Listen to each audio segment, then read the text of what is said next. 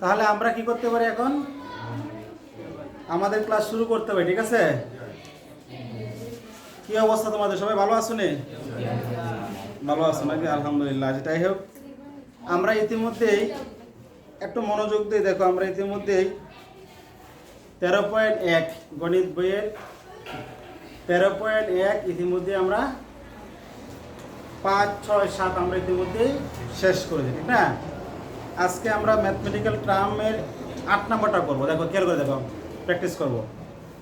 দেখো 8 নাম্বারটা যদি আমরা সবাই যদি বইয়ের দিকে তাকাই, দেখো লাগছে কোন সমান্তর দ্বারা m তম পদ n, কোন সমান্তর দ্বারা m তম পদ n এবং n তম পদ m হলে দ্বারাটির m প্লাস n তম পদ কত? ঠিক আছে না? তা আমি আগে আমি প্রশ্নটা লিখি, পরে আমরা আনসারিং করবো। দেখো খেয়াল করে দেখো প্রশ্ন 8 নাম্বার, খেয়াল করো।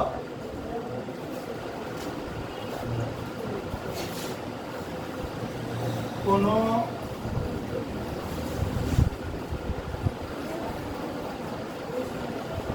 সমান্তর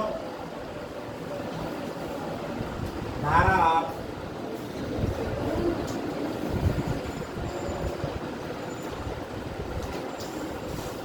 m তম পদ n এবং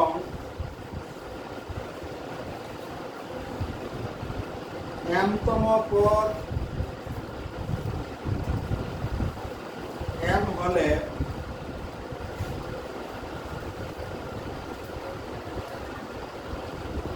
ধারাটির m প্লাস n তম পদ কত? This question, right? ঠিক আছে। অর্থাৎ প্রবলেমটা হলো কোন ধারার m তম পদ, কোন সমান্তর ধারার m তম পদ n এবং n তম পদ m হলে ধারাটির m প্লাস n তম পদ কত?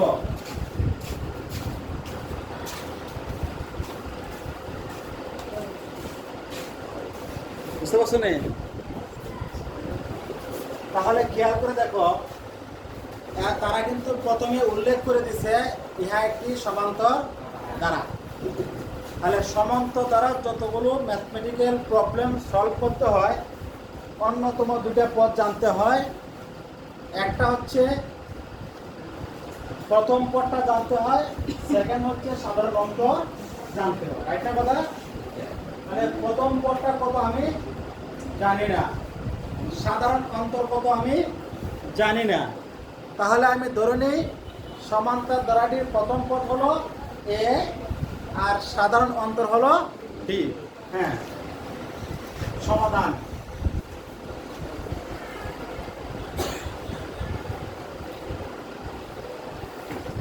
মনে করি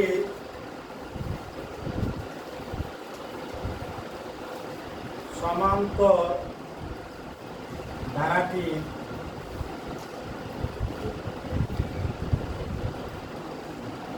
প্রথম পদ ইকুয়াল টু a,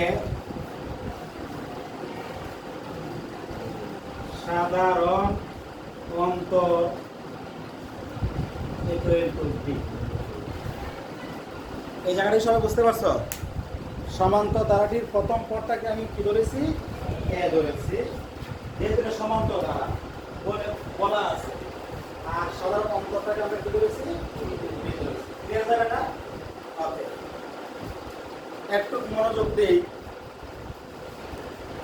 তাহলে সমান্তর ধারার প্রথম পদ যদি a হয়, সাধারণ অন্তর যদি কি হয়?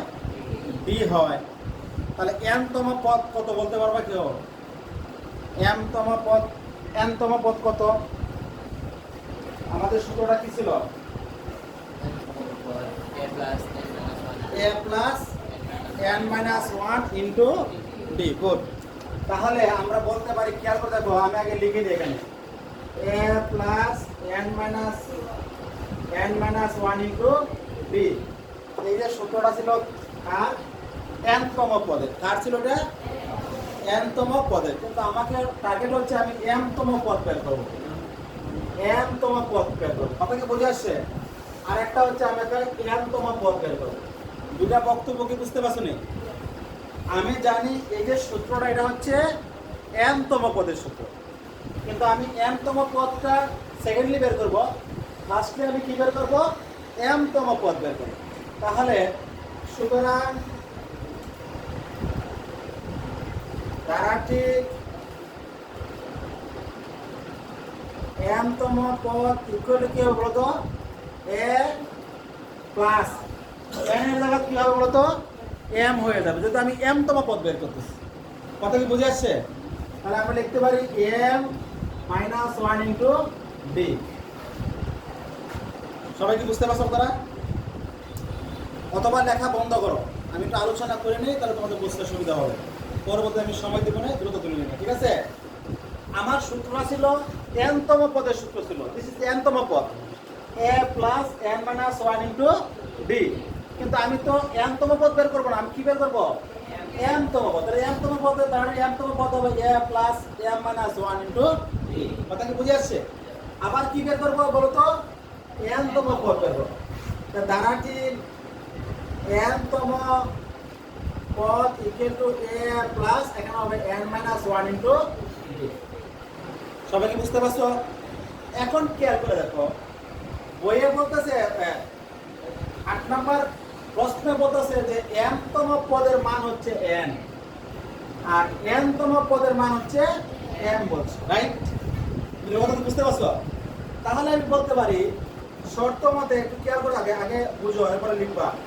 শর্ত মতে বলতে পারি a plus m minus 1 into b, এটা হচ্ছে n তম পদ, আর বই প্রশ্নে বলছে m তম পদের মান কত? n, তার মানে এটার সমান হচ্ছে n। আর n তম পদ m, আর n তম পদ আমরা পেয়েছি a plus n minus 1 into 2, আর সে তারা বলতেছে প্রশ্ন বলতেছে m, এই হলো m, রাইট? বুঝতে পারছো প্রশ্নটা? হ্যাঁ, এটা কি তম পদ? m তম পদ। m তম পদের মান কত বলছে? n, সমান লিখছি n। আর এটা কত? n তম পদ। n তম পদ হচ্ছে তার মান কত বলছে? m, লিখছি m। ক্লিয়ার? ওকে, তুলেন। স্কয়ার করে লিখবা। তাহলে আমাদের দুইটা সমীকরণ আমরা পেয়েছি। একটা সমীকরণ হচ্ছে a plus m minus 1 into d সমান n। সেকেন্ড সমীকরণ হচ্ছে a plus n minus 1 into d equal to m। আমার মূল টার্গেট হচ্ছে এই যে ম্যাথমেটিক্যাল টার্মটা প্রবলেমটা আছে, এখানে বলা আছে m প্লাস n তম পদ কত। m প্লাস n তম পদ বের করতে গেলে আমার গুরুত্বপূর্ণ বিষয় হচ্ছে আমার d এর মানটা বের করতে হবে। কথা কি বুঝে আসছে? আর d এর মান এখান থেকে যদি বের করতে চাই, তাহলে আমাকে কি রাস্তা বুঝতে হবে? আমি যদি বিয়োগ করে দিই, একটা সমীকরণ থেকে একটা সমীকরণ আমি মাইনাস করি, তাহলে আমাদের কাছে d এর মানটা সহজে এখান থেকে আউট করা যাবে। কথা কি বুঝে আসছে? আগে আগে বুঝো। তাহলে আমি প্রথম সমীকরণ থেকে দ্বিতীয় সমীকরণ কি করব? বিয়োগ করব।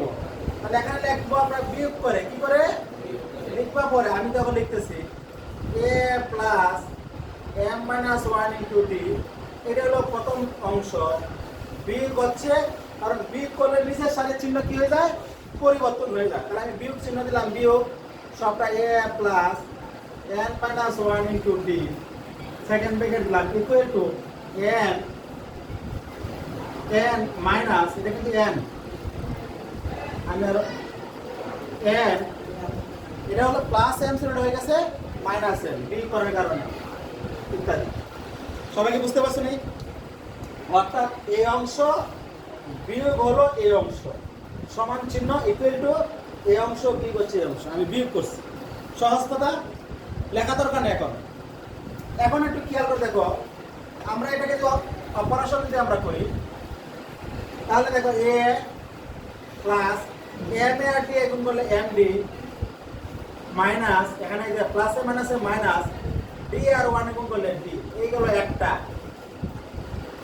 মাইনাস a প্লাস n এ আর d গুণ করলে nd, প্লাস এ মাইনাসে মাইনাস 1 এ আর d গুণ করলে d equal to n minus m। বুঝতে পারছো? তোমরা লেখার দরকার না পাও, তো আমি এটা সমস্যাটা সমাধান করি, আর একটু আগাই নিই, তারপর তোমরা লিখবা। পরের অংশ দেখো, আমরা একটা কাজ করতে পারি, বা এ এ প্লাস এমডি মাইনাস ডি। মাইনাসটা দেখো আমার কি হয়ে যাবে, গুণ হয়ে যাবে।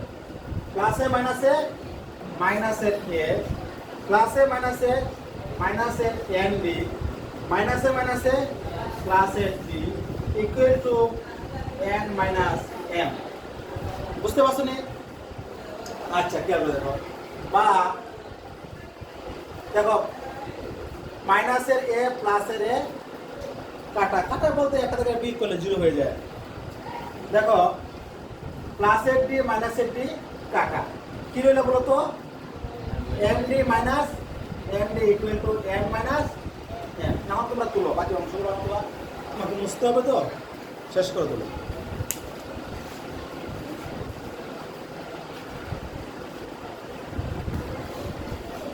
একটু মনোযোগ দাও, পরবর্তী অংশটা আমরা আলোচনা করি। তোমরা একটু দেখো আগে, বা এখানে দেখো ডি আছে, প্রথম অংশ ডি আছে, দ্বিতীয় অংশ ডি আছে, তাহলে আমরা কি করতে পারি, ডি কমন নিতে পারি। কমন নেওয়ার অর্থ কি? কমন নেওয়া মানে কি, ভাগ করে দেওয়া। কমন নেওয়া মানে কি, তাহলে ডি দ্বারা এমডি কে ভাগ করো। দেখো এমডি ভাগ হলো ডি, ডি দ্বারা এটাকে ভাগ করলে ভাগ করে দিয়ে দিয়ে কাটা যাবে, কি থাকবে, এম থাকবে মাইনাস। ডি দ্বারা এনডি কে ভাগ করো, দিয়ে দিয়ে কাটা থাকবে, কি থাকবে, এম। কমন নেওয়া মানে ভাগ করে দেওয়া। কথা কি বুঝে আসছে? কাটাকাটি বলতে বোঝায় ডি দ্বারা ডি কে ভাগ করলে ভাগফল 1 হয়, আর 1 আর এম গুণ করলে এম হয়, এই জন্য আমরা বলি কাটাকাটি। কথা বুঝতে পারছো নি? আচ্ছা, এখানে একটা দেখো, খেয়াল করে দেখো, এখানে একটা কাজ করতে হবে, এন মাইনাস এম, বা বি ইকুয়াল টু, দেখো খেয়াল করে দেখো, বি এর সাথে এম মাইনাস এমটা কোন অবস্থা আছে, গুণ অবস্থায় আছে। সমান চিহ্ন পার্শ্ব পরিবর্তন করলে কি হবে, ভাগ হবে। ভাগ হলে কি হবে, এম মাইনাস এন। কিন্তু দেখো এখানে একটা সমস্যা হলো, এটা এন মাইনাস এন, এটা যদি তার মতো হতো তাহলে এটাকে ভাগ করতাম, ঠিক আছে? এখন তার মতন করার একটা ব্যবস্থা আছে। কি ব্যবস্থা? অতিরিক্ত আমি একটা মাইনাস কমন নিলাম, মাইনাস। যদি আমি একটা মাইনাস কমন নিই, তাহলে ওই যে মাইনাসে মাইনাসে প্লাসটা এনটা আগে লিখলাম, আর এখানে যেমন আমরা প্লাস প্লাসে মাইনাসে মাইনাস এনটা করে লিখলাম। দেখো উপরে অংশ নিচের অংশ একরকম হয়ে গেছে। কথা কি বুঝতে পারছো নি? অর্থাৎ মাইনাস অতিরিক্ত নেওয়ার কারণে উল্টে গেছে। দেখো এই মাইনাসে মাইনাসে প্লাস এম লিখছে আগে, এখানে ছিল প্লাসে এখানে ছিল প্লাস, আর মাইনাসে গুণ করলে মাইনাস, মাইনাস এন লিখছি পরে। কেন এরকম হলো? কারণ নিচের অংশটা কি হবে, কাটাকাটি হবে। কথা কি বুঝে আসছে? তো সুতরাং বি ইকুয়াল টু, দেখো m minus one, m minus একটা একটা ভাগ করলে ভাগফল কত হবে, 1 হবে, আর মাইনাসটা করে দেবে মানে মাইনাস 1। কথা কি বুঝে আসছে? সমান জিনিস দিয়ে সমান জিনিসকে ভাগ করলে ভাগফল হয় কত, 1 হয়। তো আমি 1 লিখছি, তাহলে ডি এর মান কত হলো, -1। ওকে, আমরা সবাই মনোযোগ দেই। আমাদের টার্গেটটা কি ছিল, এম প্লাস এম তম পদ কত, এটা ছিল আমাদের প্রশ্ন। আমরা আনসার বের হয়, তাহলে আমরা জানি এম তম পদের সূত্রটা কি ছিল বলতো, এম তম পদ কি কত ছিল বলতো, A plus N minus 1 into B. তাহলে এখন আমি কার মান বের করবো, এম প্লাস এম তম পদ, তাহলে হবে এ প্লাস এন এর জায়গায় হয়ে যাবে এম প্লাস 1, যেহেতু আমি এম প্লাস এন তম পদ বের করবো, -1 ইনটু ডি ইনটু বি। কথা কি বুঝে আসছে? বুঝতে পারছো? আগে আমরা কিন্তু একবার বের করেছিলাম এন তম পদ, বের করছিলাম এম তম পদ, এখন আমরা কি বের করতেছি, এম প্লাস এম তম। তাহলে যেখানে এন এর জায়গায় এ মানটা বসে যাবে, ক্লিয়ার? তাহলে আমরা বলতে পারি A plus M plus 1 -1 into D. তাহলে এ প্লাস এম এর ডি গুণ করলে এম ডি, প্লাস এন এর ডি গুণ করলে এন ডি, মাইনাস 1 এর ডি গুণ করলে ডি। তাহলে A plus M D, minus ডিকে এই পাশে নিয়ে আসলাম, প্লাস এন ডিকে লাস্ট নিয়ে গেলাম। কথা কি বুঝে আসছে? এখন দেখো এ প্লাস, এখানেও ডি আছে, এখন ডি আছে, ডি নিলাম কমন, তাহলে ডি দ্বারা এম ডিকে ভাগ করলে ভাগফল হবে এম, মাইনাস মাইনাস ডি দ্বারা ডিকে ভাগ করলে ভাগফল হবে 1। কথা কি বুঝে আসছে? ওই আগের মতো।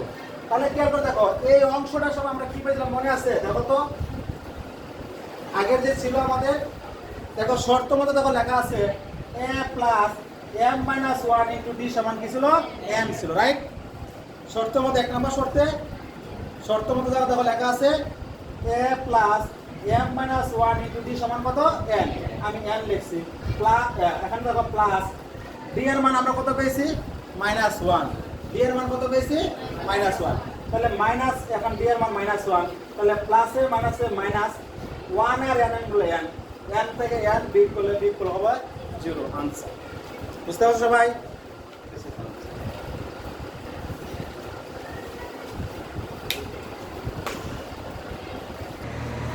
দেখো আমরা সবাই একটু মনোযোগ দিই।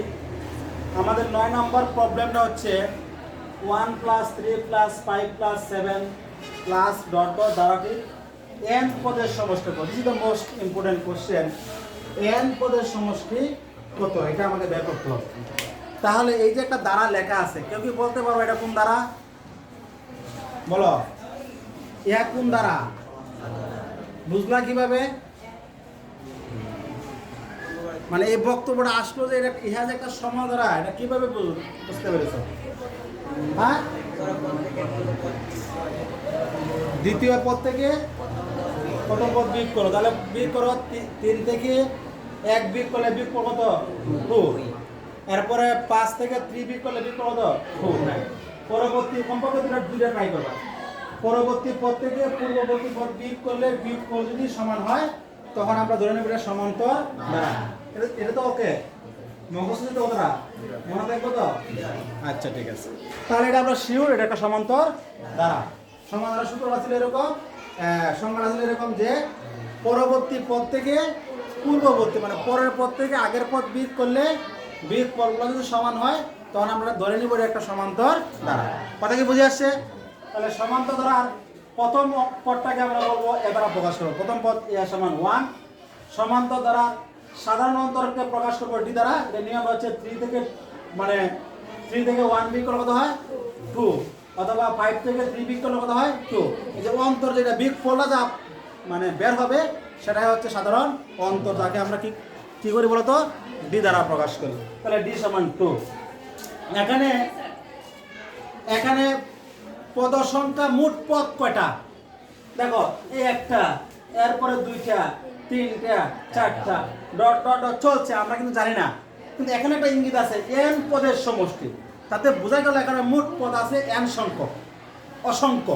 বুঝতে পারছো? নেই এখানে পাঁচ শব্দ করবো না, এখানে পদ আছে কয়টা? n সংখ্যক পদ আছে। কয়টা পদ আছে? n সংখ্যক পদ। তাহলে আমরা বলবো পদ সংখ্যা n সমান n, মানে আমার পদ সংখ্যাকে আমি প্রকাশ করি কি দিয়ে? n দ্বারা। আর পদ আছে আমার এখন কয়টা? nটি। কথা কি বুঝে আসছে? ভালো কথা। এখন আমাকে বলতে সমষ্টি বের করো। তাহলে সমষ্টি বের করার আমার এই 13.1 আমরা 3টা সূত্র বলছিলাম। একটা বলছিলাম a plus n minus 1 into d, আর একটা বলছিলাম n ইন্টু n প্লাস 1/2, আর একটা বলছিলাম n/2 2a plus n minus 1 into d। কিন্তু আমরা এখন কোনটা ব্যবহার করব? 1 নম্বরটা এখানে ব্যবহার করার কোনো সুযোগ নাই। 1 নম্বরটা আমরা জানি যে পদ সংখ্যা বের করার জন্য ব্যবহার করা হয়। কথা কি বুঝে আসছে? 2 নাম্বার এবং 3 নাম্বার সূত্রটা আমরা জানি সমষ্টি বের করতে ব্যবহার করা, রাইট? কি কথা? 2 নাম্বার সূত্রটা কি ছিল? n ইন্টু n প্লাস 1/2, আর 3 নাম্বারটা ছিল কি? n/2 2a plus n minus 1 into d। কথা বুঝছো কিন্তু? তাহলে এই দুইটা সূত্রই ছিল সমষ্টি বের করা, এটা এবং এটা। আরেকটা ছিল পদ সংখ্যা বের করা। এটা ছিল কোনটা বলতো? এটা ছিল a plus n minus 1 into d। তাহলে এই হলো 1 নাম্বার, এই হলো 2 নাম্বার, এই হলো 3 নাম্বার। এই তিনটে সূত্রের মধ্যে প্রথমটা আমরা ব্যবহার করতে পারবো না, কারণ আমাকে এখানে পদ সংখ্যা বের করার জন্য বলে নাই। তাহলে 1 নাম্বারটা ক্রস। 2 নাম্বারটা আমি কেন ব্যবহার করতে পারবো না? কারণ 2 নাম্বারটা দিয়ে তো কিন্তু সমষ্টি বের করা হয়। 3 নাম্বার সূত্র দিয়ে কিন্তু আমরা সমষ্টি বের করি। তাহলে আমরা 2 নাম্বারটা কেন ব্যবহার করবো না বলো তো? কেউ কি বলতে পারো কারণটা কি? ভুলে গেছো? হ্যাঁ, না বিষয়টা এরকম না। 2 নাম্বার সূত্রটা মূলত ছিল স্বাভাবিক সংখ্যা সমষ্টি বের করার ক্ষেত্রে প্রযোজ্য। স্বাভাবিক সংখ্যা সমষ্টি যেমন 1 2 3 4 5 6 ধারাবাহিক, কোনো গ্যাপ নাই। এখন তো গ্যাপ আছে, 1 এর পরে 3 গ্যাপ আছে না? যদি 1 এর পরে 3 না হয়, কিন্তু 1 এর পরে 2, 2 এর পরে 3, 3 এর পরে 4, 4 এর পরে 5 এরকম চলতো, তখন আমি ব্যবহার করতাম এই সূত্রটা আমরা ব্যবহার করতাম। কথা কি বুঝে আসছে? যেহেতু এটা গ্যাপ আছে, ধারাবাহিক না, স্বাভাবিক সংখ্যা না, তখন আমার অবশ্যই সমষ্টি ক্ষেত্রে আমরা এই সূত্রটা ব্যবহার করব। সবাই কি বুঝতে পারছো? হ্যাঁ, কোন সূত্র কোন কাজে লাগে এটা আগে বুঝতে হবে। ডাক্তাররা যখন প্রেসক্রিপশন লাগে, প্রেসক্রিপশনের অনুযায়ী যদি যেই তার প্রবলেমটা সেই অনুযায়ী যদি ওষুধ যদি শ্যুট না হয়, তাহলে কিন্তু ওষুধ সাধারণত ভালো পায় না। কথা কি বুঝে আসছে? তাহলে আমরা সূত্রগুলো খালি শিখলে হবে না, সূত্রগুলো আমার কী করতে হবে, কোনটা কোন কাজে লাগে, কখন ব্যবহার করবো, সেটা আমাদের বোধগম্য থাকতে হবে। ক্লিয়ার? তাহলে সমস্ত সূত্র হচ্ছে n/2 × 2a + n-1 × d। তাহলে n/2, কারণ n সমান তো n, n সমান n, তাহলে n/2, 2 a এর মান হচ্ছে 1, n-1 d এর মান হচ্ছে কত 2, তাহলে n/2, 2 আর 1 গুণ করলে 2, n এর 2 গুণ করলে 2n, মাইনাস 1 এর 2 গুণ করলে 2, -2 + 2 কাটা, এই যে -2 + 2 কাটা, রইল কত n/2 আর হলো 2n। তাহলে 2 দ্বারা 2 কে ভাগ করলাম, শেষ। n দ্বারা n কে n এ আর n এ গুণ করলে n² আনসার। সবাই কি বুঝতে পারছো? আনসার তো লিখছি। সবাই ভালো থাকো।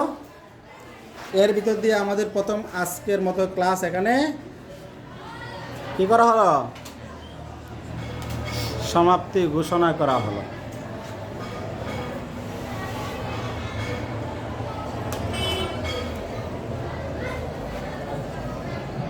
সবাই পোশাক পরে আসবে, ঠিক আছে? নতুবা তোমাদের চেহারা কিন্তু দেশবাসী দেখবে।